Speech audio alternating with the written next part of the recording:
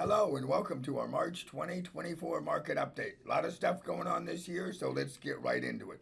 There's the team. I'm Victor. I'm Max. Josh is in the background. You know everyone else. Let's get right to the point. You already know our underlying thesis, so we're going to go on through that. Here's where we are currently. Max? All right, the Dow is up, let's call it 4%, 3.91. And how short of a period? 2.5 months. Well, 3.5. January, February, March. Yeah, 2.5. 2.5 months. Right. 2.5 months. Yeah, you're right. I guess I got to brush up on my months. Yeah, either that, All right, the S&P 500 is up 8.6%. Let's call it 9%. The 100 index, though, is the one that's really winning, where it's up 9.7%. And then in the NASDAQ, the composite's up 7.75%. Let's call it 8%. So we've had a very good start. I want to point out one quick thing before we go on. If you see the arrow, the utility average is down 2.5%. If you're in the utility or the income-oriented sector, nothing is inherently wrong with the dividend or income positions. It's simply money right now is going into the growth sector. So all it is money shifting out of there. If you're into dividend or income-oriented items, you're still good. That's, however, not where the big money is going or flowing right now. Okay, onward. You know the underlying thesis. You want to summarize it? All right, underlying thesis is 90% of the things you worry about never happen. And we make observations, not predictions. And Occam's razor, which is the simplest explanation, is usually the best one. And finally, Economics 101, supply and demand. Applies to markets as well as most products. Underlying to everything we do. So now, one of the things I wanted to talk about today so you understood, there's a lot of concentration in the market. They say the leaders are very concentrated. There is a thing called the Pareto principle.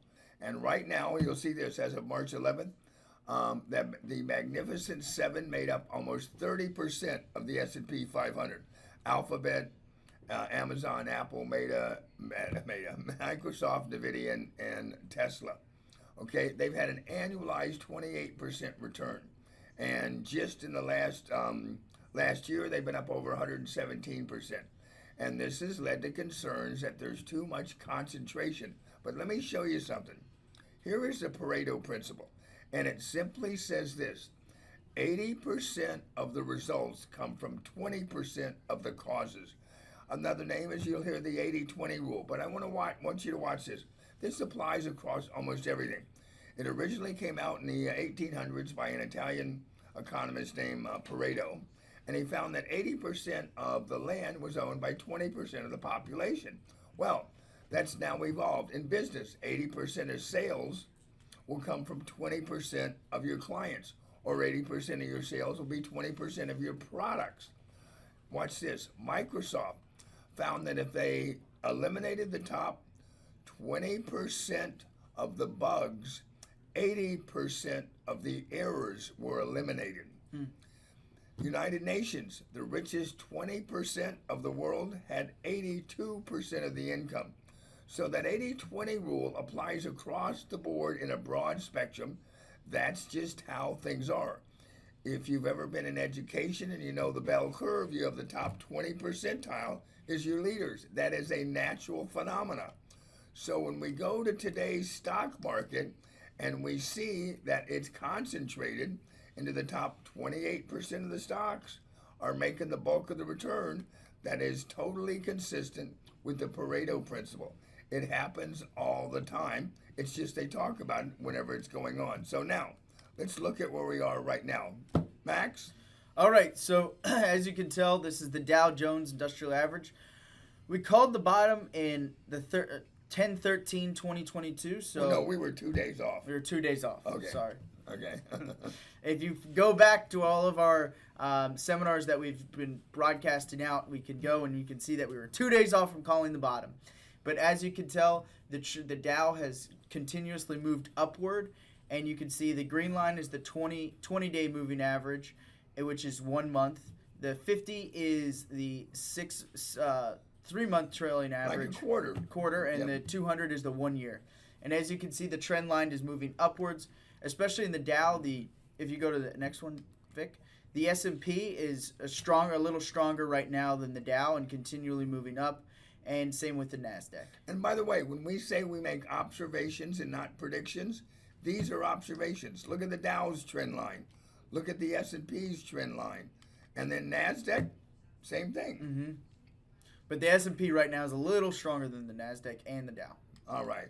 So we've said this before. This is why you don't time the market. I'm just going to give you a quick summary. In order to time the market last year, you would have had to make 6 correct timing decisions: when to sell, when to buy, when to sell, when to buy, when to sell, when to buy. If, however, you would have just stayed in and let it ride, you would have been up 1370. So, Max, what do they say about time in the market? It's time in the market, not timing the market. Absolutely. All right. And Warren Buffett says he wishes the market was only open twice a year, when he could buy and when he could sell.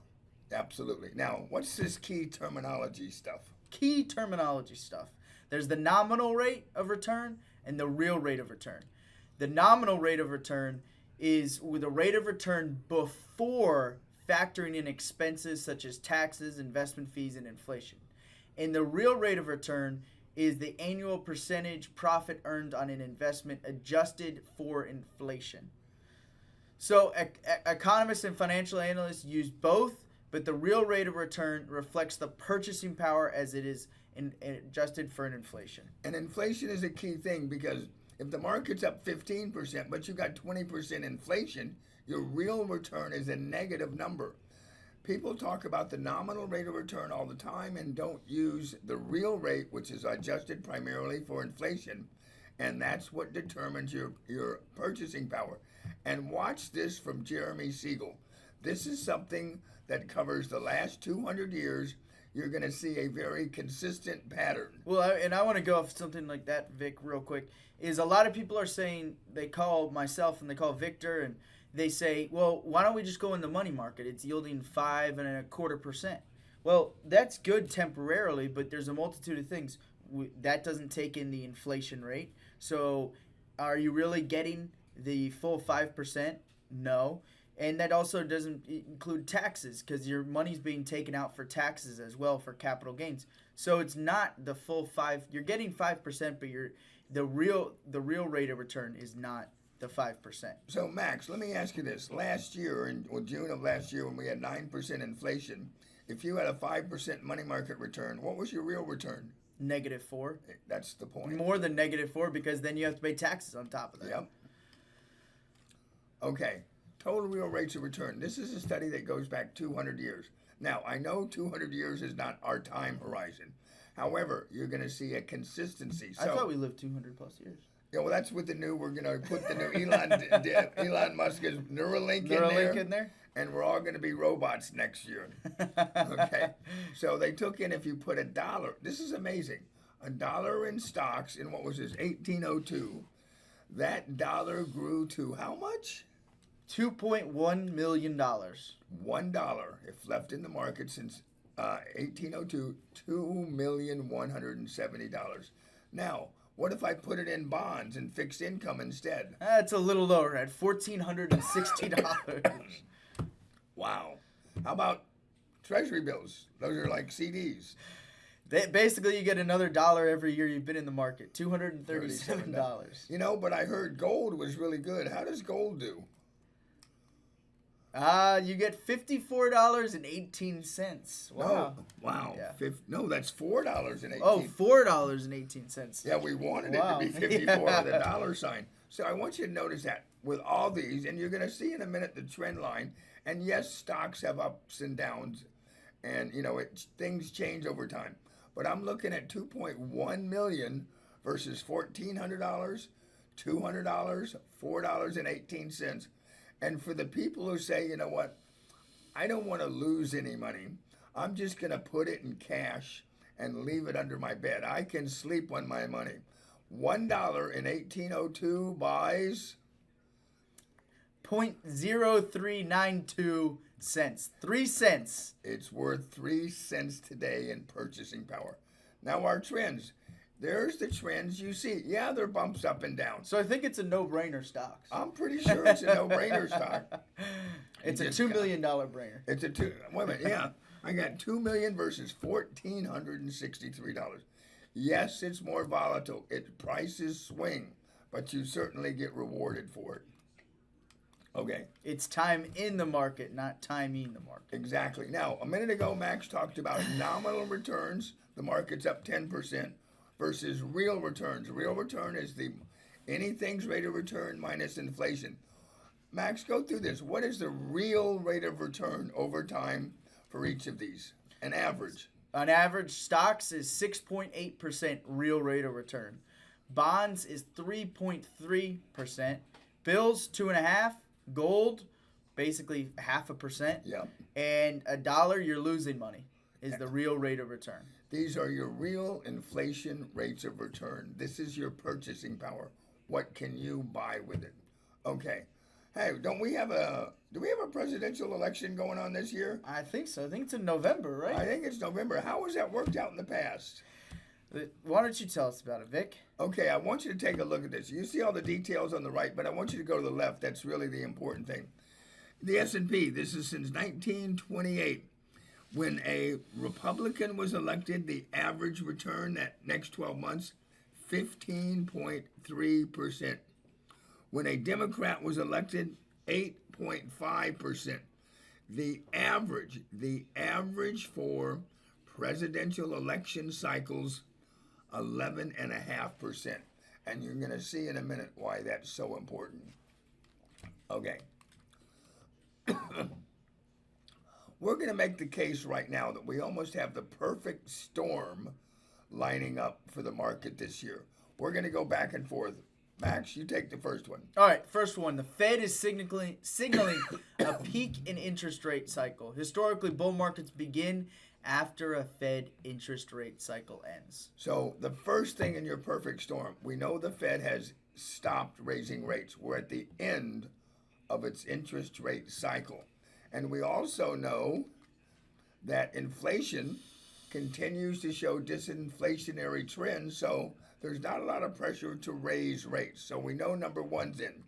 Number two, recent market advances have risen partially because the Fed chair indicated the Fed saw significant progress on inflation. He's willing to lower rates if warranted. I think that the rates are going to probably go. There's probably maybe going to be one rate cut this year, one or two. What do you think, Vic? I think right. I think the rates are going to stay level for a while and then down. And ironically, the reason they're going to stay level, we have a strong economy, which is good. So, right now, 2024, there are 60 major elections going on worldwide. And what that really means is with all these elections, there's volatility. So watch this. Again, we talked about this a minute ago, but Max? From 1928 to 2016, during election years, the annual rate of return for the S&P 500, 11.28%. Pretty good. Yeah, very good. That's average, and that's including a Democrat or a Republican election. That is actually number two in our perfect storm for stocks. Go ahead. There have been 23 elections since the S&P index began. 19 of the 23 years, 83% provide positive performance. So right now, what have we got so far? The Fed has ended its interest rate cycle, and we know historically that's when bull markets begin. We know that during election years, it's a very good return, 11.25 average. And we got 83% of the time, the odds are we have positive performance. So recently, as you may know, the S&P made a new high at what? 5,000? 5,000. Crossed over the 5,000. Crossed over 5,000. How far are we from the Dow hitting 40,000? What are we? 800 points? Yeah. We're at 39.1, 39.2 as we film this. So look at this. Since 1970, when the S&P index became positive, over the next 12 months, 83% of the time after making a new high, it continued to be positive. I got the Fed. I got presidential election cycles. I got the S&P making new highs. The Dow getting ready to make a new high. So when you put this all together, the perfect storm is putting together to have a strong market going forward. Mm-hmm. And yeah, we're going to have a cross current. What's going to be the problem we're going to have this year, Max? Spending. Spending's Yep. going to be the biggest problem this year. And we're going to have, they proposed $4 trillion spending package. So that's going to be the biggest one. But the government that's currently in there, the administration that's currently in there, they're proposing more spending because that spurs the economy, and they obviously want to stay in office. So that is in favor of them. That's why they're putting this big $4 trillion spending package. So you just reminded me of something. If they're doing more spending, are they doing anything to increase the revenue? Any proposals out there? They're proposing, yes, to increase the revenue by raising the taxes, the estate tax and the capital gains tax. Capital gains tax, they're proposing going to 40%, corporate tax to 28% from 21%. And the death tax. And the death tax. I don't think those will pass, but that's what out there. So, what's the bottom line of all of this? Bottom line, the outlook is quite favorable based on historical standards and the conclusion of the Fed's actions, but the election year promises to include volatility. As we get closer to the election, to November, it's going to be increasing volatility. When you put this all together, in my opinion, this is the most important slide of this entire presentation for this month. The perfect storm is aligning to have a very strong, we're on the beginning of a new bull market leg. And the other thing, I'm sorry. The other thing to include in there, Vic, is AI. I mean, all bull markets start with a new technology. With something that changes the landscape. And AI has been the talk of I'm sure you guys have heard of it. It was what the buzzword of 2023 was AI, artificial intelligence. And so that's the big technology that's bolstering us into a new bull market as well. Yep. Speaking of that, we should do a special on just explaining IA to people. We'll have to AI, do that. yeah, that is a good idea. Now, speaking of AI, what is artificial intelligence? You want to do it? You want me to do it? You go ahead. Okay, I want you to look at this. This is sort of simple, but it'll give you a view. Artificial intelligence allows computers to talk in normal language and listen to what you say and respond in normal language. So you see up on the other upper left, that's the brain. Look under it. Right now, everyone knows Elon Musk. Elon Musk has a thing called Neuralink. He's just now put it in his first person. And Neuralink puts together missing neurological links in the body that allow some people with paralysis to be able to hook up things again. It's allowing a lot of things to occur. Then you look on the upper right, and what it's illustrating there is they all start knowing how to talk to each other. All these computers, even with different types of operating systems, one of the major players right now, I'm not going to say which one simply because we're not supposed to do individual stocks, has just announced new software that allows all of these systems to work together at one time as if they're all on the same page.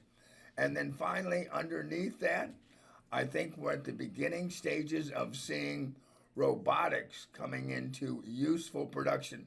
And let me just give you an example of it. Everyone knows one of the biggest problems in retirement is the cost of aids for healthcare. They do very simple, basic things, but everybody needs them. We see it down here. If you need 24/7, 365 care, it can easily be $100,000 to $125,000 a year. What if I could get a personal assistant, a robot that could help me with the activities of daily living? I pay $25,000. They don't call in sick. They don't ask for raises. And whatever you say, they say pleasantly, yes, sir. That's a robotics. Robotics are going to be more and more in the future in the next 5 years. Anything you want to add to that? No. Can I get a robotic housekeeper? Absolutely, yes. Yes. So that's AI. We may do something. By the way, we talked about earlier, we think we're on a new leg of a bull market. And here's the deal. Historically, what's the difference in how long a bear market lasts and how much a bull market? Well, we've gone through this slide a bunch of times. Historically, since 1926, the bear market lasts an average of 11 months versus a bull market lasts an average of 6.5 years. So it's time in the market, not timing the market. Because the time you sell it and was the bottom of the market was October, and if you would have sold it, you would have missed that huge up leg of in the Mag 7 was up over 100%. And a minute ago we did the perfect storm. I believe we're going on the green side for the perfect storm. And by the way, we use AI ourselves. How do we use AI? So we use AI for generative, for tax planning and estate planning. Our office does an annual tax plan as part of our comprehensive financial planning service, and it does estate planning as well. Give us a call. We go into further detail about this, and if you're interested. Absolutely. If you want to see what AI can do for your taxes, give us a holler. All right, that sort of puts it all together. We're trying to give you a quick, succinct story of what's going on. The most important thing is those who fail to learn from history are doomed to repeat it, and those that do learn from history can prosper. We add the historical context. We've got some other seminars, but when you put it all together, remember one thing. We're here looking out for you. All right, thanks for watching today. Thank you.